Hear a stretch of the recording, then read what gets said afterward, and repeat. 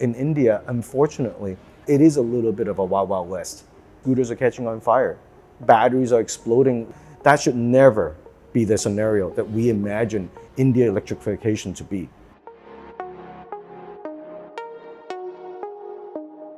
As mass electrification gathers pace in India, battery swapping has quickly become one of the hottest terms in the country's automotive industry. When we're talking about battery swapping, who better to speak to than the leader of battery swapping globally?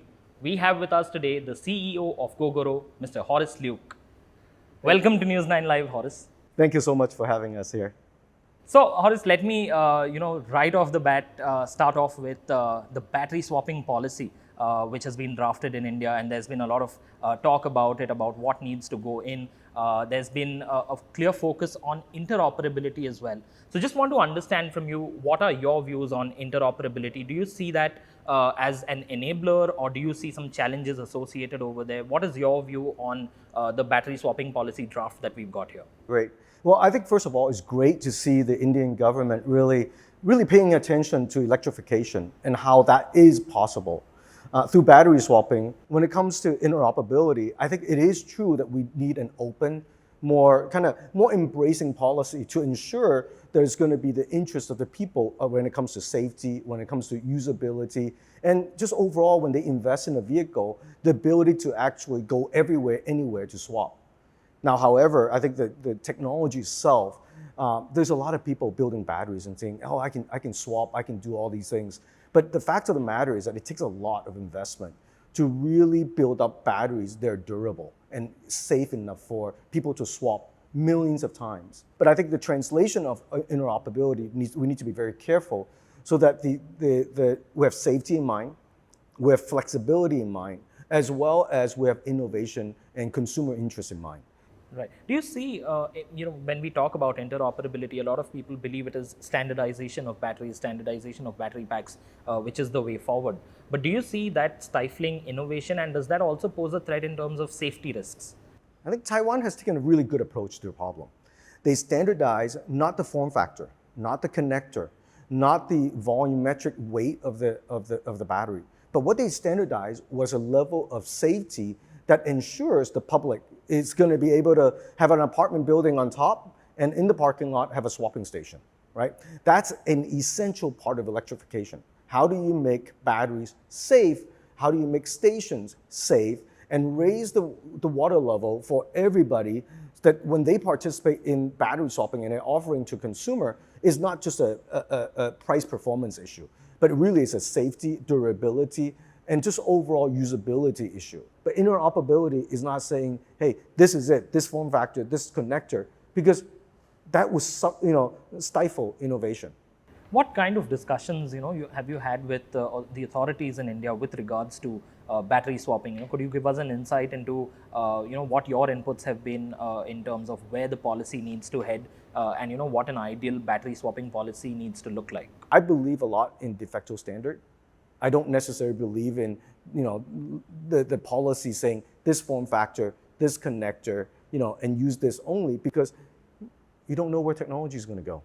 Technology tomorrow is very different than technology 10 years ago. Whoever invests in the right technology, whoever is continuing to innovate, should be the one that is winning the heart of the Indian people. To think about where battery standards should be, I think number one, safety. You need to get the safety of the battery up to a certain level that is world-class, because the density of population here is one of the highest in the world. So therefore, we have our responsibility to make the battery the safest, number one. Number two, traceability and manageability. The ability for you to actually, the government to say, if an incident happened, give me the data of that battery, who has touched it, where has it gone, and then throughout the history of that battery, what has it suffered, and what was the usability of it? Did it ever accelerate in temperature beyond its normal use case? What are the history of that battery? And then last but not least, response. How do you have a battery swapping system that show a battery station or a battery get either the building's on fire, or in the worst case, something happened to that battery and the station's on fire? Can the firemen ask the swapping company and eject all the batteries so that they can remove all the energy cells from the station on a remote kind of way. Can that be done? Batteries are not made all equal. A lot of people say, oh, I use the Tesla battery, right? Oh, I use 21700, or I use 18650. Well, that's just a form factor. Most people don't understand that 18650 only means 18 millimeter by 650 millimeter tall. It's like saying that glass, right? This is the best cup of coffee ever, right? But it's not, because what you put in that glass is very important. Just because it's a Tesla-like form factor does not mean that it is a Tesla, an automotive-grade battery. What we do is that we work with LG, we work with Samsung, we work with Panasonic in a very, very deep level to understand battery chemistry in this temperature, in this usability, and in the swappability of the battery. What's the best chemistry? How do you make a chemistry that is designed for automotive use? Then from the battery, we then design how does a pack handle the batteries? Not only in BMS and functionality, but how do you design for failure?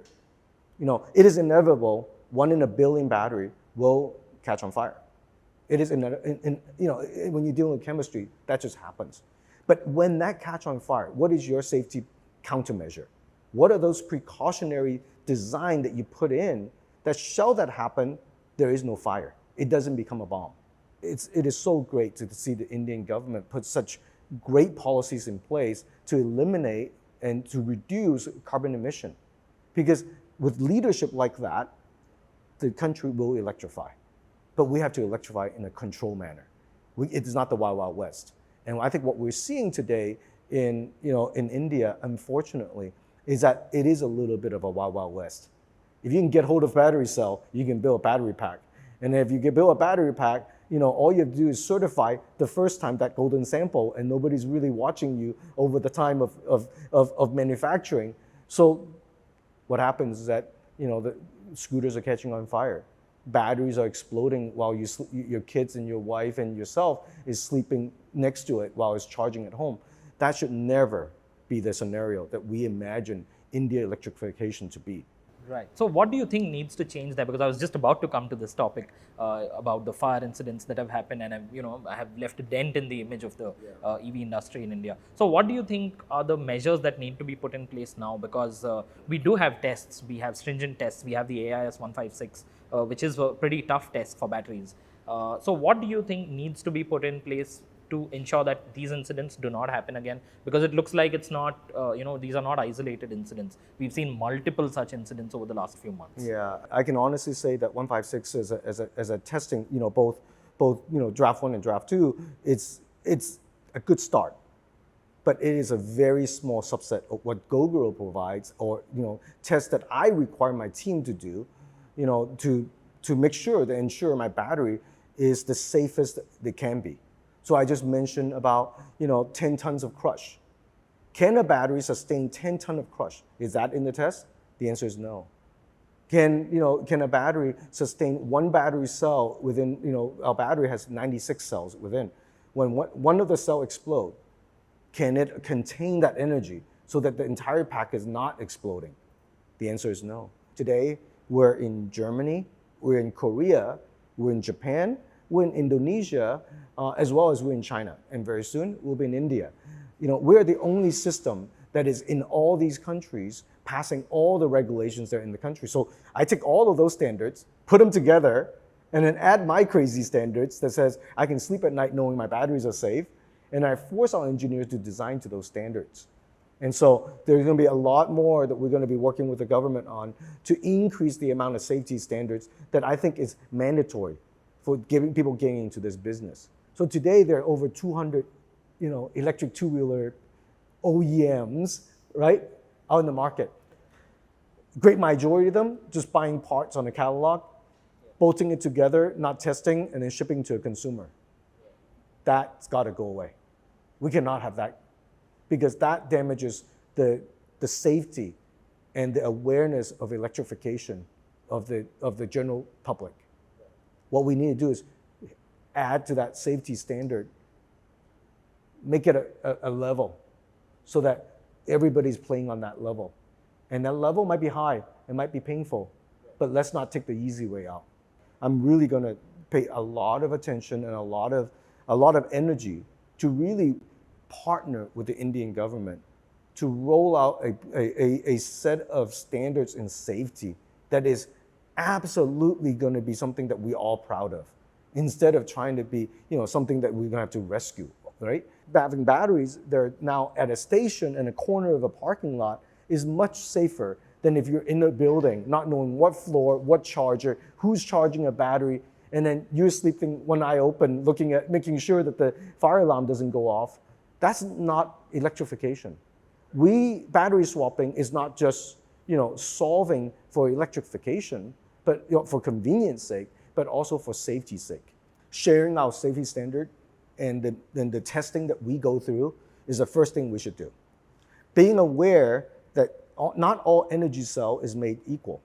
Today, a lot of people are building energy cells, building battery packs with energy cells that are just randomly from different distributors or different makers because the cost of those cells are really low. Well, there's a reason why the cost of cells are low, because it's not safe, it's not stable. What we do is that we procure only, and we work with our partners to not only fine-tune the chemistry, but specifically test every cell that comes in before it goes to the pack. That has a level of at least a comfort for me, knowing that the ingredient that's being used for the battery pack is the best one I can do, right? Then we're going to share that subset of testing. And of course, there's going to be things that the industry will find too difficult to do. And there are things that are going to be mandatory, I believe. I think it's beyond the current standard. We've got to increase that. So Horace, also there's been a lot of talk about battery chemistry playing a role in these recent fires. There's been talk about NMC cells not being safe and LFPs being more suitable for India. So what's your view on that? Do you see a particular chemistry being central to making EVs safer for India, or do you believe there are other factors that are crucial to ensuring safety? It is actually a very much a misunderstanding or a misnotion that chemistry is the end game to making batteries that they're not going to catch on fire. Anytime you have energy that's being stored, it is by innate nature, it is under tension and it is unstable. Doesn't matter if it's lithium phosphate or NMC. Batteries don't catch on fire until 160 degrees. When it's 160 degrees C, it'll explode. It'll catch on fire. Any chemistry, okay? Now, battery electronics and battery in general functions all the way up to 85 degrees C. Today in Delhi, I think it were like in the low 40s, but somewhere in India it gets to 50, half the boiling point. But it's not 65, not 75, right? Where chemistry then becomes a little more unstable. We're still operating within the safe range of temperature. It is upon the pack design.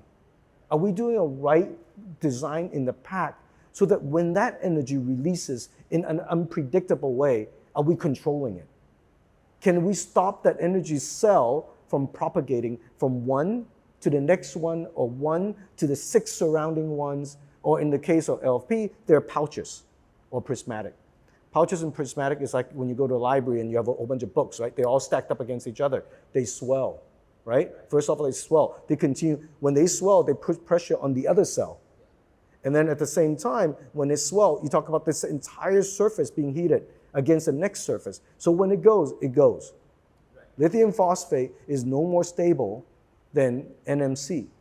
Now, if lithium phosphate can actually satisfy the consumer need to shift from ICE vehicle to electric, then absolutely.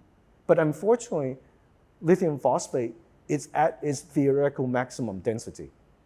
You're not going to see more energy density in lithium phosphate. And lithium phosphate today is about 30 to 40% less energy density than that of NMC. So instead of riding, let's say 100 kilometer with our battery swap, you're now riding 60 kilometer. Are you willing to change over? Because on a gas vehicle, you're doing about 140. If I go over 100, you'll be like, okay, I can do it for now. And then I promise you in the future, we're going to increase in energy density. Saying, well, in the future, I'm going to get better. But I can still tolerate 100 kilometer. But if I say 60 kilometer versus your 140, electrification is only going to upset the consumer. Because the consumer is looking at the gas range going, I have the efficiency and the energy I need to do my job every day, or go to places I need to go every day. Now with lithium phosphate, I don't. So it's really starting with the customer satisfaction and customer need first. And then after that, say, okay, what is the right chemistry to do so? And there are alternatives. There are some. We're the first one in the world to have built a prototype, solid-state battery that is targeted at 2.4, kilowatt hour. That would be the holy grail of battery swapping. And we're the first to build that solid-state prototype, right? Now that's great. When is commercialization? It will take a while, right? But in between then and now, there's electrification and reduction of emission cannot wait. So we got to find something, an alternative solution. And we landed on MMC. When we first started, we started shipping with NCA. Really high energy density, super unstable. But even that, we're able to manage it. So we feel really confident with NMC that we can manage that, basically that pack safety design. Yeah? It is not just in chemistry that we can just solve it. Chemistry will change over time. Battery safety needs to be we need to set the bar high so that no matter what chemistry you put in it, it is safe. And that's what we should do. Not singularly focusing on chemistry, but chemistry is important, but also at the same time, battery pack safety design is also important. You've manufactured over 1 million batteries, you've done millions of battery swaps. I understand you've also had isolated fire incidents in some cases. So what have your learnings been from those? And how have you incorporated those to make your battery packs safer? Batteries are innate chemistry. There is never going to be a day where I will tell you that is 100% that we'll never see an incident. We have seen one incident in Taiwan early in our deployment. But what's the beautiful part about our system is that everything is connected. Because of that one incident, we learn so much. And then we're able to program our server to have the proper watchdogs, to have the proper technology and calibration on every one of the battery pack, that then now we can predict which battery might be not as healthy as it should be. And through that learning and through those algorithms, we're able to then manage the battery and catch those batteries before that battery gets unhealthy. Before you get the flu, you have a little stuffy nose, I already got you. A lot of people say that, okay, Gogoro has done pretty well in Taiwan, but Taiwan is not India. India is a very different place. And there are, those who wonder if Gogoro will be able to implement the model as successfully over here as well. So are there any differences, major differences that you have noticed between Taiwan and India, just in terms of usage patterns or in terms of, just how we ride our roads? What have your observations been on that? So, in India, of course, there's about 250 million vehicles on the road today, right? For a population of about close to 1.4 billion. So that's about 1 in 6 people, 1 in 5 people, right, have a vehicle. That's the density. What's amazing is that the adoption in Taiwan is much higher than that. Most people don't know that. For a population of 22 million people, there's 14 million scooters. So if you don't count the old people, you don't count the young people that cannot ride yet, we're talking 1 scooter per person. The entire street is full of scooters. So we chose a place where the density of vehicle and the usability of vehicle was extreme, even more extreme than India, I would say. Number 2, it does get hot in Taiwan. Not as hot as India, but it gets to about 38 degrees in the summer. And then plus on top of that, people ride really fast.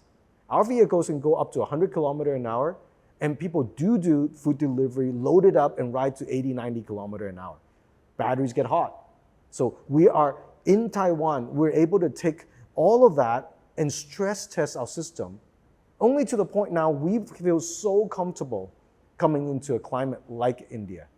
The usability of India, of course, like you said, is slightly different, but I think it is no less or no more demanding than the market that we're in today. There are some questions that have been raised about the safety of a hot swap pin as well.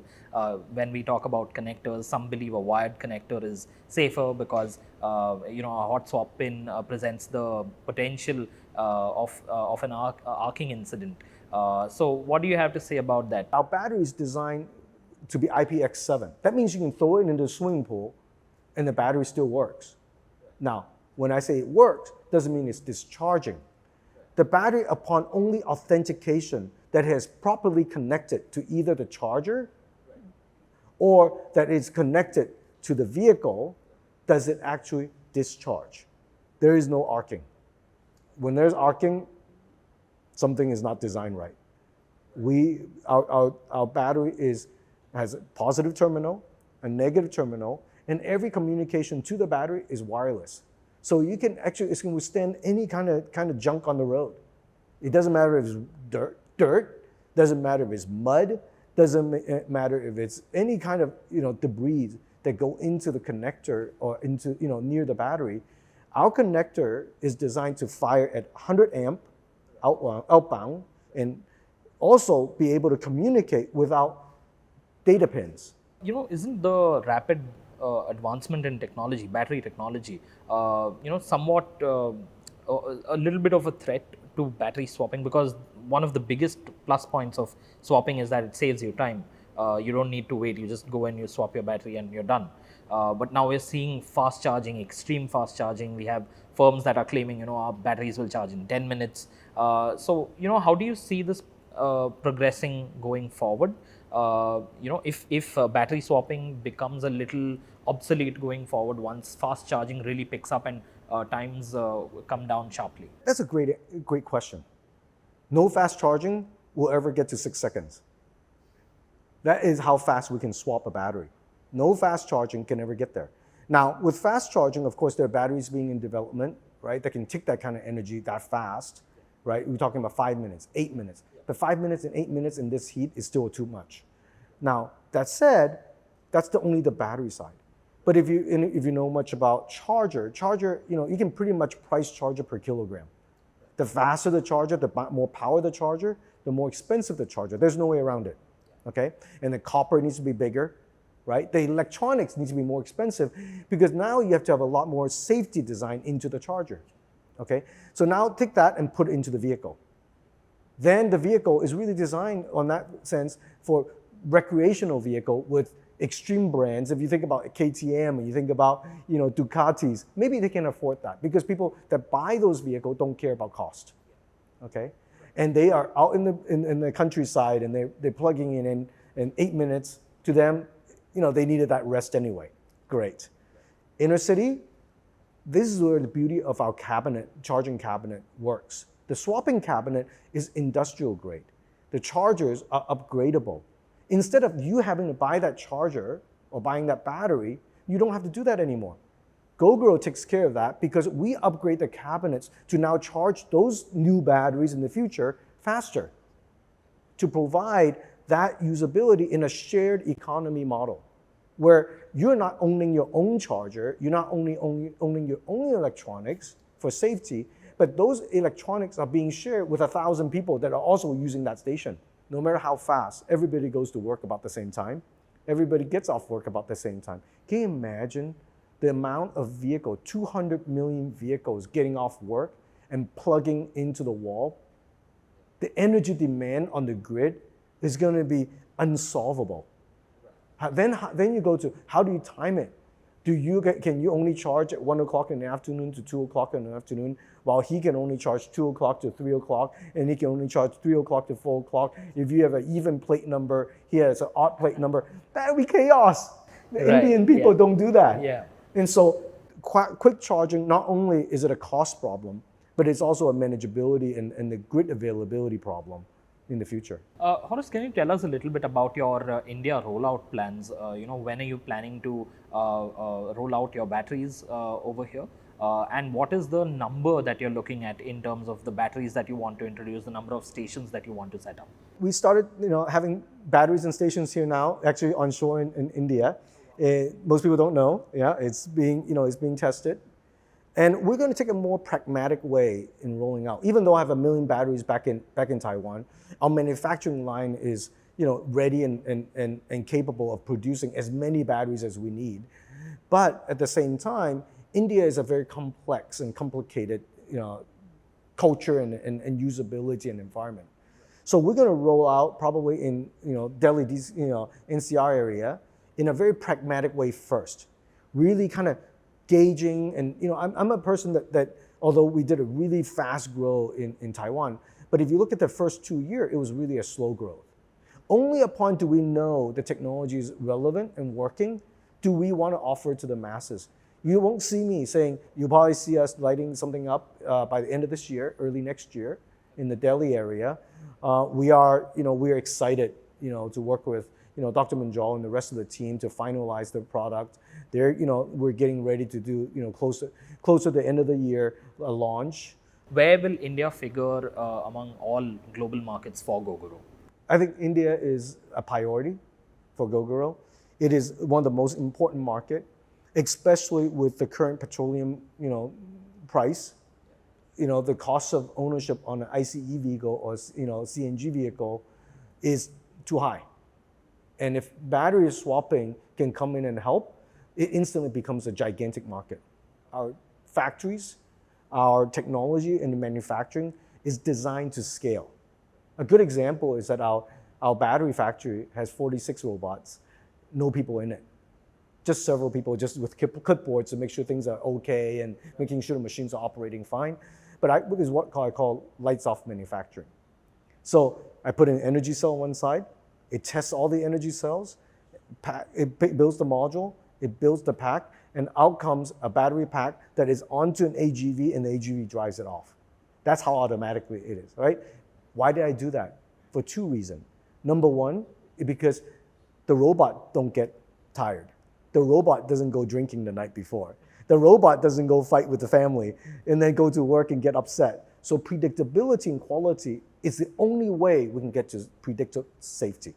Number two is because we designed a system so automated that when it comes to India, I'm expecting extreme growth, fast-paced growth. If we're successful, India is going to drag us through, through manufacturing and say, not fast enough, 5x, 10x. You partnered up with Hero MotoCorp and you're going to roll out an electric scooter with your platform. So what can you tell us about that? What is Gogoro's contribution there, and what sort of performance and range can one expect from that product? I built the world's first Nexus phone for Android, for Google. And again, the idea wasn't to sell Nexus phone into the masses, but to use a singular project and form factor to develop the technology, to let the technology then be shared to other phone makers, okay, and create the Android platform. I've taken a very similar approach. We develop the vehicles into multiple different platforms, extrapolate those platforms and components and technology, and then share it with vehicle maker like Hero MotoCorp. With Hero, it's going to be a similar equation. Hero has a great brand equity. Largest vehicle maker in India and in the world. They have footprint in over 40 countries, right? Dr. Manjal wants to electrify through battery swapping, and we are here to help with our technology. So just like Google with a phone, that it does Google search and uses the Qualcomm or MediaTek chipset, we are that chipset. We are that search, right? But in that form factor, what form factor, size of wheel, length of vehicle, height of vehicle, style of vehicle, and the distribution and branding of those vehicles, that really is up to Dr. Manjal because he knows India best. Want to understand your outlook on partnerships. You've teamed up with Hero MotoCorp right now. Globally, you've got partnerships with Suzuki Taiwan, you've got a partnership with Yamaha. So just want to understand, what is your approach to partnerships in India? Are you looking at reaching out to more manufacturers, including established manufacturers, as well as startups, because we have a lot of startups right now, especially in the electric two-wheeler space. So what's your outlook over there? How do you want to approach this? Well, I think the number one thing that we look for in a partner is mindset, not about necessary capability. Capability can be co-developed together. My goal is to make sure that the Indian ecosystem is a healthy ecosystem. And when I say healthy ecosystem, does not mean just you go into this market and you harvest.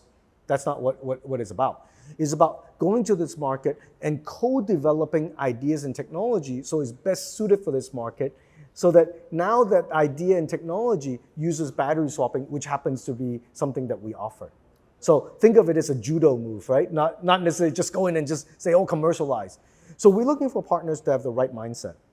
Mindset in safety, mindset in business model and patience to grow. It was a pleasure speaking with you, Horace. Yeah. Thank you so much for joining us today. I hope you enjoyed that conversation. Do remember to subscribe to News9 Live for more news, reviews, and interviews.